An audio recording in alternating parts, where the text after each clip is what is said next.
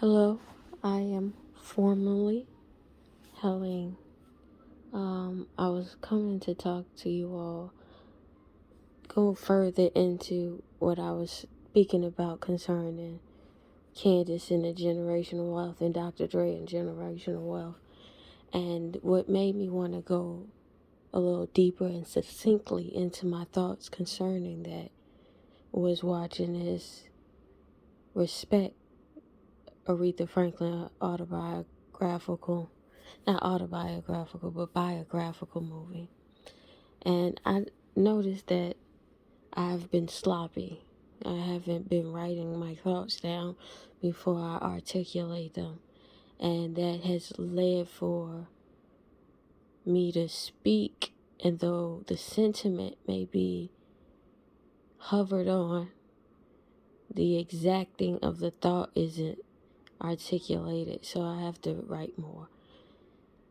So my apologies. Now, first and foremost, I don't have anything against anyone who gets it out the mud. Bless your heart, and you will be all right, because you have proven yourself capable to get it out of any scenario. But when we talk about generational wealth concerning Black Americans, because I've only ever lived in a Black American context, we usually talk about it as a form of amassing wealth to give the next generation a job. And the reality of it is that is a part of it. But also a part of that is privileges. Privileges of security. Privileges of being afforded some level of safety when it concerns physical safety, as far as being in probably gated communities, protected neighborhoods, etc., or shelter security, never having to think that you'll go a day without having a roof over your head.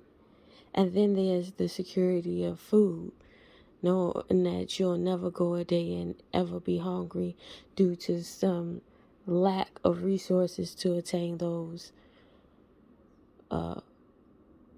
necessities. The reason I bring this up is I wanted to clarify the point of what I meant concerning Dr. Dre and his daughter. When you have money like that and you have next generation type wealth, as Dr. Dre has exhibited or has been shown or published to have this money or whatever, what ends up happening is you have a responsibility of succession, right? And in the responsibility of succession, meaning to pass down your position or your wealth, or pass down something to the next to come. It's like the succession of presidents. You go from Trump to Joe Biden.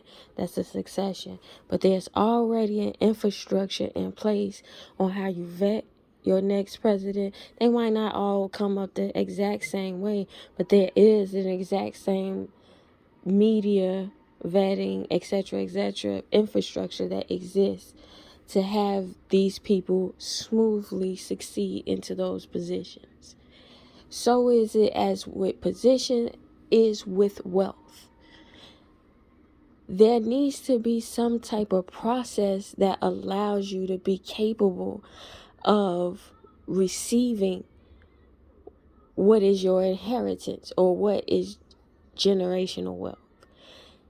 I am from Chicago, so I look at something like Ebony J and how the mismanagement, be it because of the succession of his daughter taking over for him after his passing,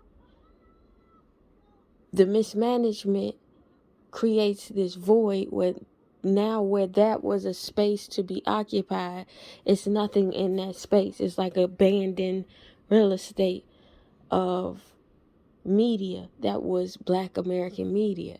And thus, if you would have to fill that space, it would be starting from scratch instead of there being Vogue forever. The longevity of a Vogue or a longevity of a Chicago Tribune. You get what I'm saying? There is this always starting from scratch when it comes from Black American perspective, especially when it's concerning economic and enterprise.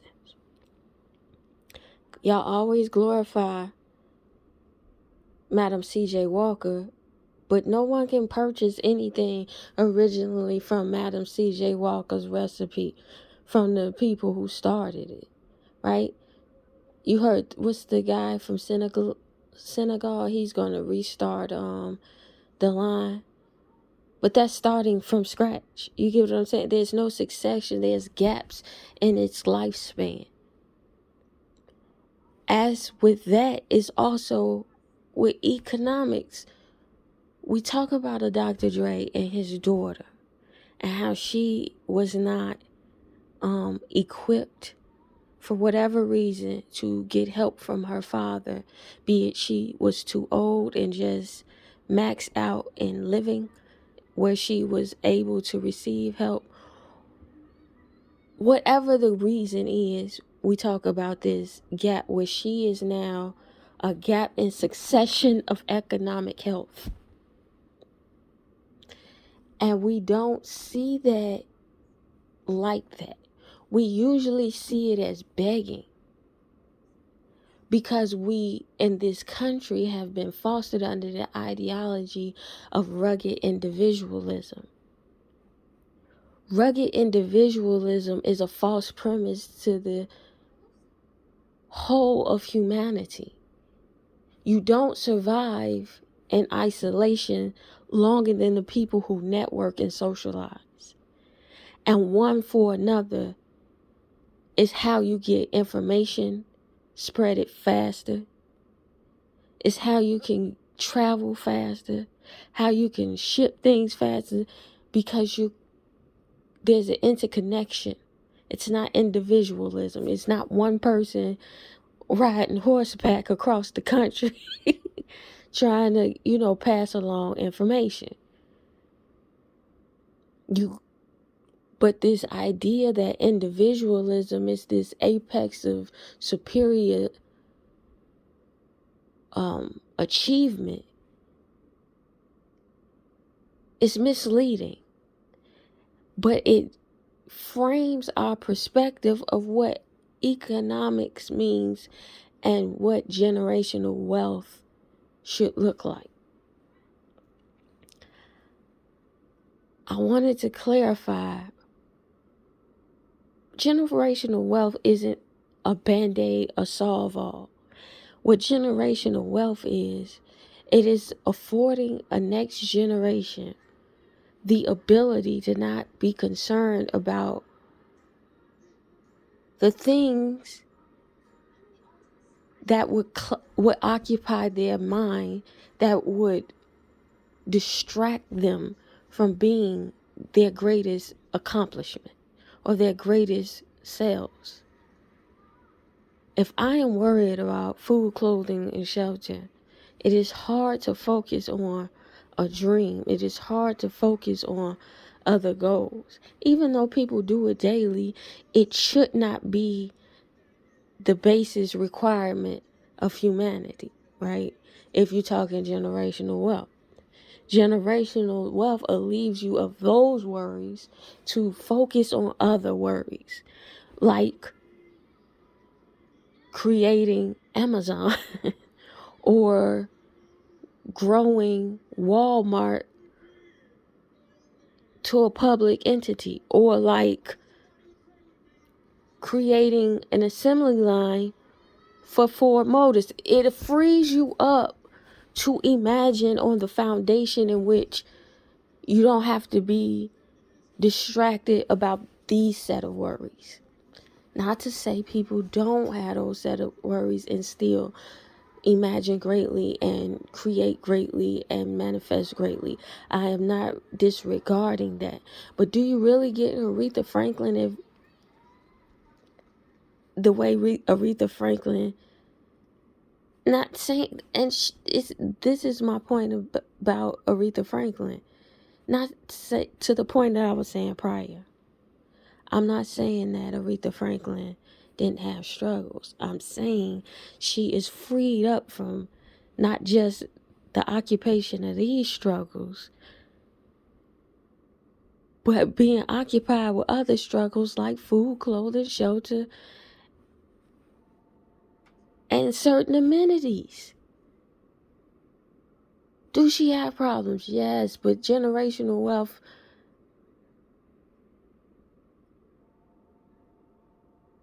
I guess what I'm trying to say is, and I revisit what I've said in the other video when concerning Candace. Because that's another thing. Candace worked in the White House. Did she get to work in the White House if she came from a mother who had to work a minimum wage job and work 45 hours a week, plus hustling on the side trying to make ends meet? Would she have been afforded the luxury to dream that big? Right? It's the conversation that I'm going back to with the Derrick Rose interview. And I didn't clarify my stance. Derrick Rose had an interview, and I'm paraphrasing. He said something. They asked him about Joakim Noah, and he goes, "Yeah, I love Joakim Noah. Whoop the op the bam. That's my friend." I asked him questions because I'm interested in how he was reared, because I'm essentially rearing a Joakim Noah, and I want to know how he was raised so that I can raise a child who would be motivated enough to be great and push himself to be great, even afforded these luxury, or what is perceived to the common man as luxuries, right? The question is Joakim Noah afforded to be Joakim Noah without the privileges of coming from generational wealth? We never give that part of the puzzle enough room because we're so used to the struggle. I'm tired of the struggle. That struggle is lame. And I know we in it because the system is coded in a very peculiar way. I get it.